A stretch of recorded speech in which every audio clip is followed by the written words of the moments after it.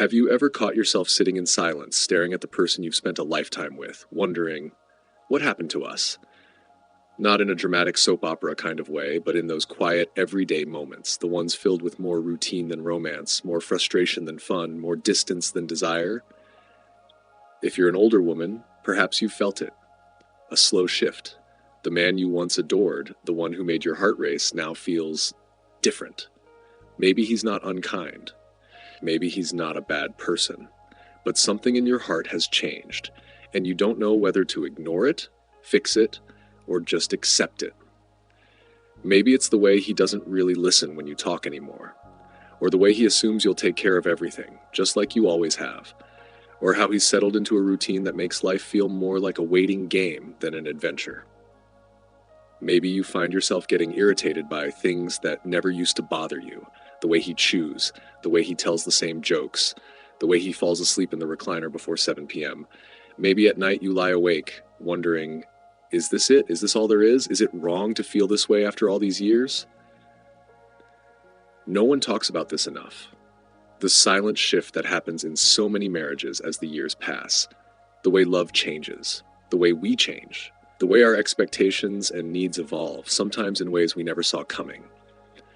I want you to know that you are not alone. This feeling, this quiet frustration, is something many women experience as they grow older. And it doesn't mean your marriage is doomed. It doesn't mean you're a bad wife or that your husband is a bad man. It simply means that something has shifted, and it's worth understanding why. In this video, we're going to explore why this happens, what it means, and most importantly, what you can do about it. Because the truth is, long-term relationships don't have to fade into frustration. With the right awareness, they can evolve into something even more meaningful. Let's dive in. When we say "I do," we imagine a lifetime of love, laughter, and partnership. But what many couples don't realize is that marriage isn't a single, unchanging state. It evolves, just as we do. What worked in your 20s and 30s may not be enough in your 60s and 70s. In fact, one of the biggest reasons women start to feel disconnected from their husbands later in life is because marriage itself changes over the years. And if both partners aren't aware of this natural evolution or don't adapt to it, frustration and resentment can quietly creep in. In the beginning, marriage is full of excitement and possibility. The early years are often about building a life together, raising kids, growing careers, creating memories. There's teamwork, energy, and a shared vision for the future. During this stage, there's often a deep sense of partnership. Each person is striving for something, whether it's financial stability, raising children, or simply making it through the chaos of young adulthood together. Even if there are struggles, the common goal of building a life keeps couples connected. But what happens when the kids grow up, when the house is built, when the careers slow down, when the external things that kept you busy together start to fade? This is where things start to shift. By the time a couple reaches their 40s and 50s, life has often settled into a routine. The big milestones, weddings, kids, careers, are behind them. What remains is the day-to-day reality of living with the same person, year after year. It's in these years that gender roles become more deeply ingrained. Many women, especially those now in their 60s and beyond, spent decades taking care of the household, organizing family life, and handling emotional labor. Meanwhile, many men fell into the pattern of focusing on work, hobbies, or simply coasting through the routines of marriage. For some, this phase becomes a comfortable companionship. For others, it's the beginning of a quiet dissatisfaction. Women start to feel unseen, men start to feel unchallenged, and both assume that this is just how marriage is. Then comes the later years. The years when the house is quieter, the children have moved out, and the distractions that once filled the space between a couple are gone. And this is when many women start to really look at their husbands and ask themselves, do I still like this person? Do I feel valued? Do I feel emotionally connected? Or am I just existing alongside him? Many women in their 60s and beyond find themselves in a place they never expected, feeling more alone in their marriage than they ever did when they were younger. And it's not because something dramatic happened. It's because over the years, small disappointments, small frustrations, and small neglects have accumulated. And here's the hard truth. If a couple doesn't actively work to evolve their relationship over the years, they don't just stay the same, they drift apart. But it doesn't have to be this way. Marriage isn't meant to be a static thing. Just like we grow as individuals, marriage has to grow too. And the couples who stay happy in their later years aren't necessarily the ones who never had problems. They're the ones who adapted to the changes.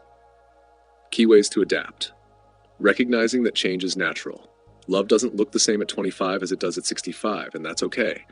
Communicating unmet needs. If a woman feels unseen or unappreciated, she has to voice it in a way that invites change rather than conflict. Encouraging personal growth. A marriage thrives when both partners continue to grow as individuals, whether through hobbies, friendships, or self-discovery. Prioritizing connection over routine. Breaking old habits, creating new traditions, and finding ways to rediscover each other. Marriage is a journey, not a destination.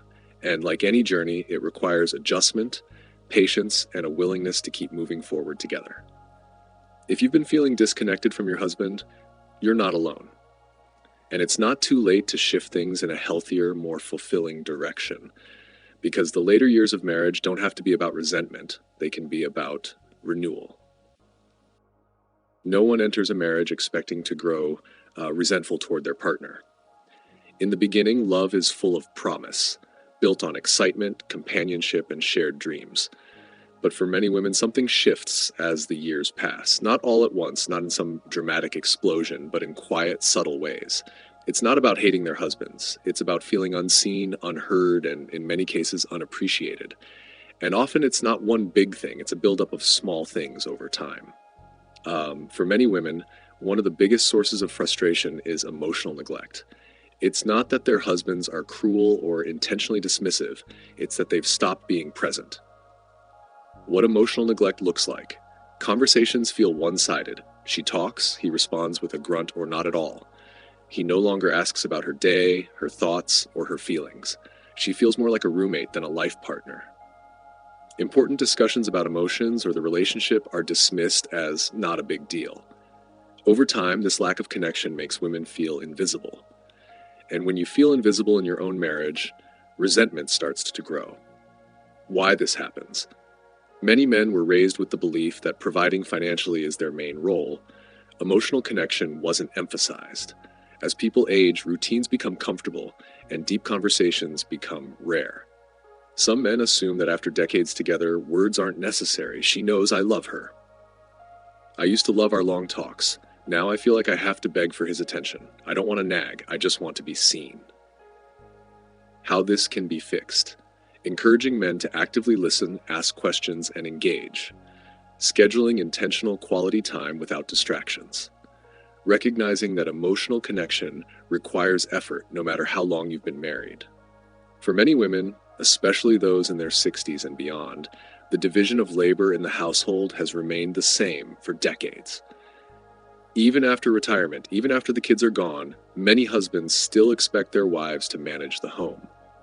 The mental load of marriage, planning meals, remembering appointments, handling household tasks, becoming the default caregiver for aging parents or grandchildren, handling the emotional labor, keeping track of birthdays, making sure relationships within the family stay intact. The issue isn't just physical labor, it's the mental weight of being responsible for everything. Many women look at their husbands and wonder, why is this still all on me? Why this happens? Traditional gender roles persist even when they no longer make sense. Many men assume she's always done it, so she must like doing it. Women often don't ask for help because they don't want to be seen as nagging. Solution: couples need to have real conversations about rebalancing household responsibilities. Husbands should take the initiative, ask, "What can I do?" rather than waiting to be told. Women should feel empowered to say, "I need help," without guilt. A marriage can only thrive if both people continue to grow. The problem? Many women evolve, try new things, and expand their world while their husbands stay exactly the same. Signs of stagnation. He has the same habits, same routine, same conversations. He resists trying new experiences or meeting new people. She feels like she's moving forward while he's standing still. Over time, this creates a gap. Not necessarily a gap in love, but a gap in connection. If one partner grows and the other refuses to, they stop having shared experiences. How to address it. Encourage husbands to engage in new activities together. Women shouldn't feel guilty for having their own interests. Independence is healthy. Find common ground even in small ways. Reading the same book, watching a new documentary together, learning something new. For many women, intimacy isn't just about physical connection. It's about feeling desired, valued, and emotionally close. But as years pass, many marriages experience a decline in affection. Why this happens? Health issues, medications, and aging bodies can impact libido. Couples stop prioritizing physical touch, hugs, kisses, holding hands. Emotional disconnect leads to a lack of physical closeness. How to reignite affection. Non-sexual touch is just as important. Holding hands, hugging, small gestures of love. Open conversations about intimacy without shame or embarrassment. Finding new ways to connect, romantic gestures, date nights, shared experiences. Marriage isn't easy. Love changes over time, but it doesn't have to fade into resentment. If you've been feeling disconnected from your husband, know this. You're not alone. And it's not too late to rebuild what's been lost. If you've been feeling disconnected from your husband, if you felt unseen, unheard, or just plain tired of the same old routine, you're not alone. And more importantly, it's not too late to fix it. Many women believe that after decades of marriage, change is impossible. But the truth is, marriage is like a garden.